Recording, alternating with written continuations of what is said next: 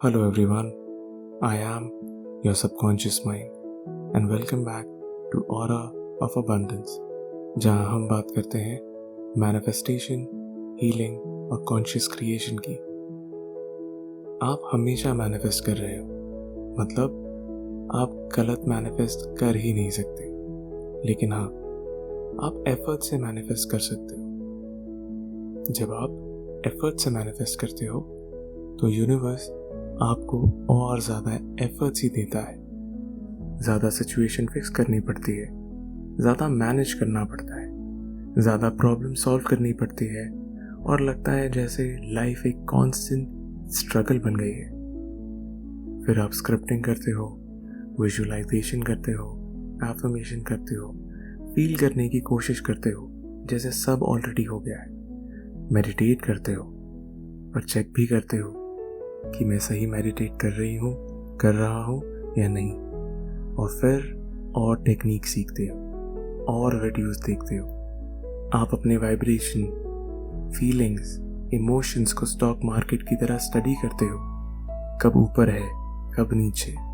आप अपने emotions time करने लगते हो, सैड हो तो अफर्म करते हो और जब डाउट होता है तब फील करने की कोशिश करते हो जैसे सब डन है। और धीरे धीरे मैनिफेस्टेशन एक फुल टाइम जॉब बन जाता है। एफर्ट्स, हसल, ग्राइंड, ये सब स्पिरिचुअलिटी के कपड़ों में छुपी हुई बर्नआउट है। आप जितना ज़्यादा ट्राई करते हो उतना ज़्यादा स्टक फील करते हो और जितना स्टक फील होता है उतना ही लाइफ वही स्टकनेस आपको मिरर करती है। समझे? ये पनिशमेंट नहीं है, ये बस वैसे ही काम करता है। मैनिफेस्टेशन हमेशा आपके माइंड का रिफ्लेक्शन होता है। देखिए, हमारा माइंड सिर्फ पास्ट जानता है, उसके पास मेमोरीज और डेटा है और वही वो बार बार प्रोजेक्ट करता है। तो जब आप किसी डिजायर को माइंड के थ्रू सेट करते हो तो आप पुरानी कहानियों, इमोशंस और आउटडेटेड बिलीफ से क्रिएट कर रहे होते हो। जैसे पुराने लिरिक्स से नए गाने, नए सॉन्ग्स लिखने की कोशिश करना पॉसिबल नहीं है। तो जब तक आपके हाथ पास्ट से भरे हुए हैं, आप कुछ नया रिसीव कर ही नहीं सकते। कभी नोटिस किया है, आप बार बार सेम टाइप के लोग, सिचुएशंस मैनिफेस्ट करते हो? सेम पैटर्न्स, बस चेहरे अलग होते हैं लोगों के। वही लूप, वही data, memories, traumas, fears, negative beliefs repeat हो रहे हैं। माइंड एनालाइज करता है, मेमोरी वॉर्न करती है, इमोशन ब्रेस करती है और परसेप्शन सेलेक्ट करता है सिर्फ वही जो फैमिलियर है।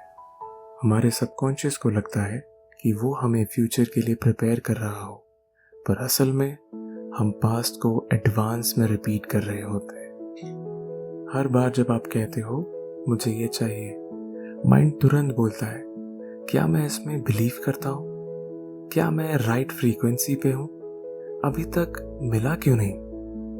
और फिर आप दोबारा लूप में चले जाते हो। लॉजिक, फियर और एफर्ट का लूप। यही है मैट्रिक्स ऑफ टाइम, यही है एल्गोरिथम ऑफ एफर्ट्स। और जब आप इतना ओवरथिंक करते हो तो यूनिवर्स सिर्फ एक ही चीज रिफ्लेक्ट करता है, कंफ्यूजन। चलिए अब मैनिफेस्टेशन को इजी वे में समझते हैं, जो टूल्स एंड टेक्निक से परे है। तो हर टेक्निक का पर्पस, चाहे वो विजुअलाइजेशन हो, स्क्रिप्टिंग हो, एफर्मेशंस हो, सिर्फ एक चीज के लिए होता है, ट्रस्ट और फ्लो में वापस आने के लिए। ये ऑलरेडी डन है। टूल्स एंड टेक्निक्स कुछ करने के लिए नहीं होती, वो आपको बीइंग या प्रेजेंस में वापस लाने के लिए होती है। और हमारा ईगो बस इस ट्रूथ को हाईजैक कर लेता है, आपसे कहता है फ्लो में रहो वरना मैनिफेस्ट नहीं होगा। और हम फिर पीस परफॉर्म करने लगते हैं, फेक सरेंडर करते हैं और एफर्ट से स्टिल रहने की कोशिश करते हैं। लेकिन वो भी वही लूप है, बस इस बार स्पिरिचुअल कपड़े पहने हुए। एफर्ट सर्वाइवल है, सर्वाइवल बिलीफ है और बिलीफ हमारे माइंड और इमोशन का प्रोडक्ट है। तो हम है कौन?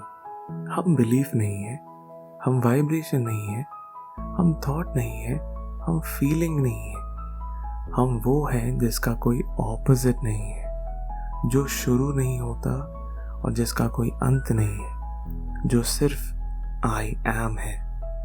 And being is not experience. Manifestation हमेशा हो रहा है क्योंकि माइंड हमेशा कुछ बना रहा है। अगर माइंड कंफ्यूज्ड है तो बाहर कंफ्यूजन दिखेगी। अगर माइंड इमोशन से डरता है तो बाहर केओस दिखेगा। लेकिन ये सब फिक्स करने की जरूरत नहीं, मिरर को मैनेज करने की जरूरत नहीं। बस देखो क्या रिफ्लेक्ट हो रहा है। आप सोर्स पर वापस आ जाओ, खुद पर। नेगेटिव थॉट्स आए तो आने दो, इमोशंस आए तो आने दो। चीज मत करो, एफर्ट मत लगाओ। फीलिंग्स एक्सपीरियंस है पर बीइंग एक्सपीरियंस नहीं है। बीइंग एक्सपीरियंस से पहले होता है। तुम सैडनेस के साथ भी प्रेजेंट रह सकते हो और फिर भी कंप्लीट हो सकते हो। मैनिफेस्टेशन परफेक्ट स्क्रिप्ट नहीं होता, वो आपके स्टेट ऑफ बीइंग से होता है। नॉट थॉट्स, नॉट इमोशंस, सिर्फ बीइंग। फेथ छोटी सी होती है जैसे कोई बीज, क्योंकि फेथ साइज से नहीं सर्टेनिटी से होती है। फेथ चिल्लाती नहीं, प्रूव नहीं करती, वो बस जानती है। तो अगर उस बीच में पूरा पेड़ छुपा है, उसके पत्ते छुपे हैं, उसकी डालियां छुपी है, तो फेथ में भी पूरा मिरेकल छुपा है। फेथ कहती है इट्स डन, और वही है ग्रैटिट्यूड। चलिए तो अब टेक्निक्स पे भी बात कर लेते हैं। The only technique you will ever need. Step 1, establish I am. खुद को याद दिलाओ मैं हूं, बस इतना ही। फिर एक क्लियर प्योर इंटेंशन आने दो, कुछ सिंपल जैसे life takes care of me. Step 2, पहचानो 3 स्टेट्स। बीइंगनेस यानी प्रेजेंस, माइंड यानी थॉट्स, इमोशंस यानी फीलिंग्स। और जब आप देखो आप माइंड या इमोशन में चले गए हो तो वापस बीइंग में आ जाओ। स्टेप 3, थॉट्स और इमोशन को ड्रॉप करो। आने दो, जाने दो, कुछ पकड़ना नहीं है। आपका बीइंग ऑलरेडी जानता है। स्टेप 4, प्रेजेंस में वापस आ जाओ। प्रेजेंट मोमेंट ही आपका पावर पॉइंट है। प्रेजेंट में ही सब कुछ है। प्रेजेंट में ही आप आई एम हो।